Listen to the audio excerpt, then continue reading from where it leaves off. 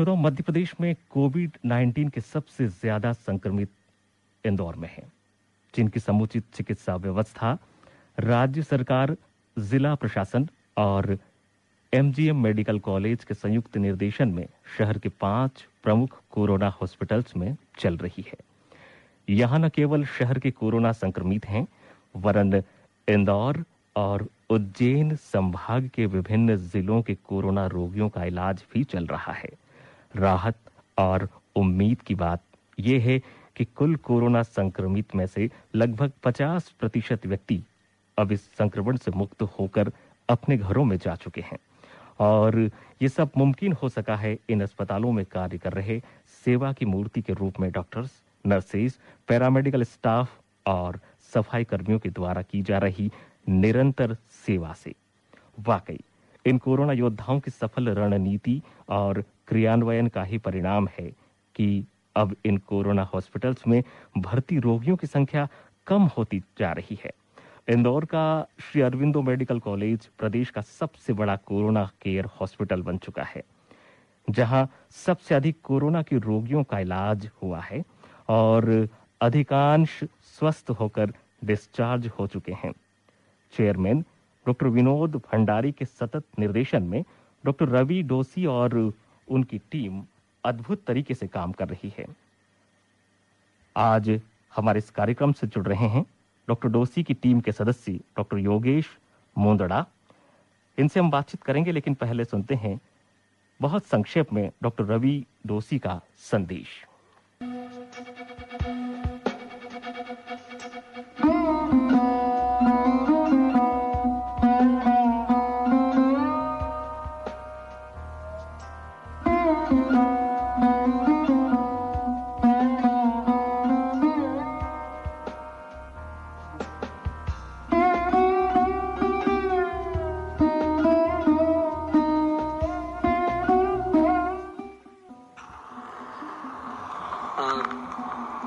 Covid एक pandemic है जिसमें कोरोना वायरस ने म्यूटेट करके ह्यूमन रेस को एक बहुत बड़ा चुनौती दिया है। It is up to us to respond with the mutation in our habits, to take up cough etiquette strongly, social distancing, follow the lockdown. हम सबको ये समझना जरूरी है कि ये बीमारी अब हमें इसके साथ ही जीना सीखना है।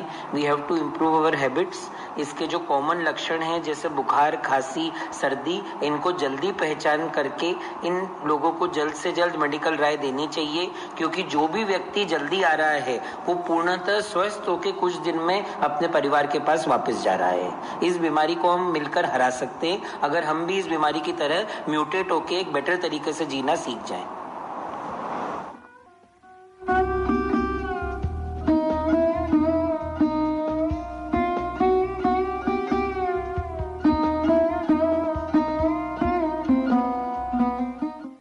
और श्रोताओं, अब डॉक्टर योगेश मोंदड़ा हमसे जुड़ चुके हैं।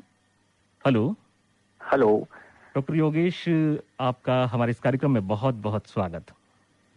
धन्यवाद मुकाम सिंह जी, और मैं अपने सभी श्रोताओं को मेरा नमस्कार करता हूं। जी डॉक्टर योगेश, सबसे पहले हम जानना चाहते हैं कि कितने दिनों से और किस प्रकार आप इस पुनीत कार्य में जुटे हुए हैं। मैं बताना चाहूंगा, करीब 2 महीने से मैं इस महामारी जो बीमारी है कोरोना की, उससे लड़ने के लिए 2 महीने से हमारे हॉस्पिटल में पूरी डॉक्टर्स की टीम जुड़ी हुई है। और मध्य प्रदेश में ये पहला सबसे बड़ा प्राइवेट हॉस्पिटल है जो शुरुआती तौर से ही रेड जोन हॉस्पिटल घोषित किया था, और करीबन 450 बेड और हॉस्पिटल के 10 आईसीयू सारे कोविड मरीजों के लिए ओपन कर दिए थे। और करीबन अभी तक हम लोग 800 से ऊपर मरीजों का हॉस्पिटल में उपचार कर चुके हैं, जिससे करीबन कल के डेटा के अकॉर्डिंग 400 मरीज अभी तक डिस्चार्ज हो चुके हैं। और कुछ जो कोरोना फाइटर्स जो अभी पूरे जज्बे के साथ इस बीमारी से लड़ रहे थे, जो हमारे इस बीच में नहीं है, वो करीबन 40 मरीज थे जो पूरे जज्बे के साथ इस बीमारी से लड़े हैं और इस समय हम लोगों के साथ नहीं है जी। और जी, डॉक्टर डोसी के नेतृत्व में आपकी टीम क्या रणनीति बनाती है और किस प्रकार से इस मिशन में आप लोग लग जाते हैं? सबसे पहले तो मुझे ये बताते हुए खुशी होगी आपको कि इस हॉस्पिटल में हम लोगों ने जो पेशेंट का एक्सपोजर देखा है, वो पेशेंट का एक्सपोजर में जो एज ग्रुप हम लोगों ने देखे हैं, करीबन जो एक न्यूबॉर्न बेबी है जो कुछ ही समय पहले इस दुनिया में आए, और वहां से लेके 98 वर्ष 98 वर्ष की एक लेडी है जो मनिक देवी जी अग्रवाल, वहां तक के एज ग्रुप के पेशेंट्स को हमने ठीक करके घर भेजा है। जी, जी, और इसमें जो प्रोटोकॉल होता है मरीज के उपचार का, वो पहले WHO की गाइडलाइंस, उसके बाद ICMR की गाइडलाइंस, और जो एक्सपर्टीज हैं जो इस बीमारी के लिए शोध करता है, उनके कुछ राय के बाद उनका जो प्रोटोकॉल डिसाइड हुआ है, उसके अकॉर्डिंग सिम्टोमेटिक बेसिस पे इस बीमारी का इलाज किया जा रहा है। जी। और जी बताइए। और यह बताते हुए भी खुशी होगी कि हमारा हॉस्पिटल जो है भारत का पहला ऐसा हॉस्पिटल है जहां एक टोसालीजुमाब करके नामक दवा है जो कि इंटरल्यूकिन 6 मोनोक्लोनल एंटीबॉडी होती है, जो कि पूरे भारत में 4 डॉक्टर के पैनल के डिस्कशन के बाद पहली बार हमारे हॉस्पिटल में यूज करी है। Doctor Ravi Joshi sir, doctor Prakash Joshi sir जो कि अरविंदो में ही कार्यरत हैं, डॉक्टर वेद प्रकाश चतुर्वेदी सर जो न्यू दिल्ली से हैं, और doctor Joseph from Amrita institute Kochi. इन चारों डॉक्टर के पैनल के डिस्कशन के बाद हम लोगों ने ये दवा हमारे हॉस्पिटल में पहली बार यूज करी है, करीबन 30 मरीज के ऊपर, और जिसमें से 10 मरीजों के ऊपर हमको इसके बहुत अच्छे प्रोमिसिंग रिजल्ट मिले हैं। अच्छा।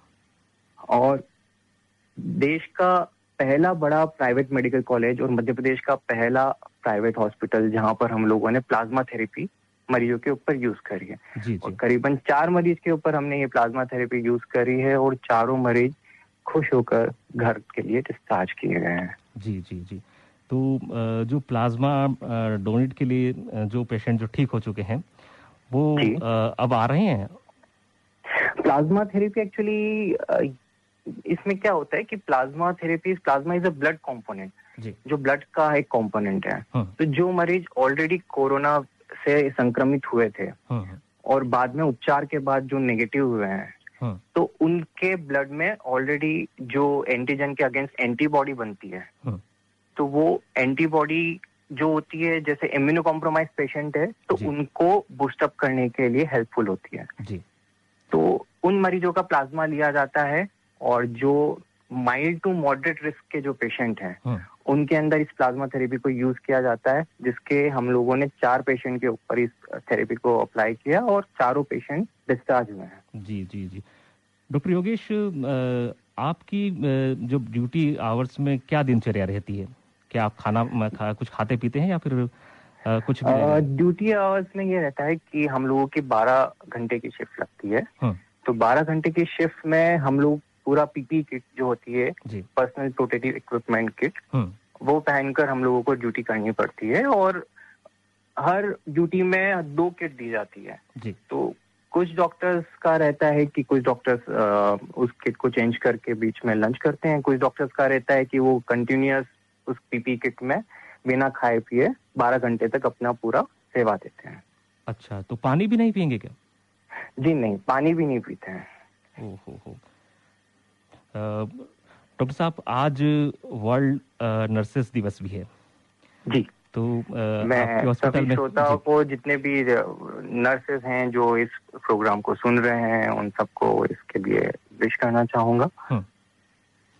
और चलते चलते आप अपनी पसंद का गीत हमें बताइए। मेरी पसंद का गीत है अनारी मूवी से, किसी की मुस्कुराहटों पे ही निसार, जीना इसी का नाम है। जो बहुत फिल्म में एक्टर जो थे राज कपूर। जी जी। मैं आपको कुछ और डेटा बताना चाहूंगा जो कि हमारे हॉस्पिटल में जो पहली बार पूरे मध्य प्रदेश में जो मरीजों को जिस तरह से इलाज किया जा रहा है। जी जी जी। तो जिस तरह से हमारा हॉस्पिटल रेड जोन हॉस्पिटल है, तो ये पहला रेड जोन हॉस्पिटल है जहां पर सारी प्रेग्नेंट फीमेल, जितनी भी गर्भवती महिलाएं हैं, उनका प्रसव किया जा रहा है। बाकी और अस्पताल में अभी प्रेग्नेंट फीमेल जो कोरोना से ग्रसित है, उनका अभी प्रसव नहीं हो रहा है। जी। और मैं थोड़ा कोरोना के बारे में भी आपको एक्सप्लेन करना चाहूंगा। जी।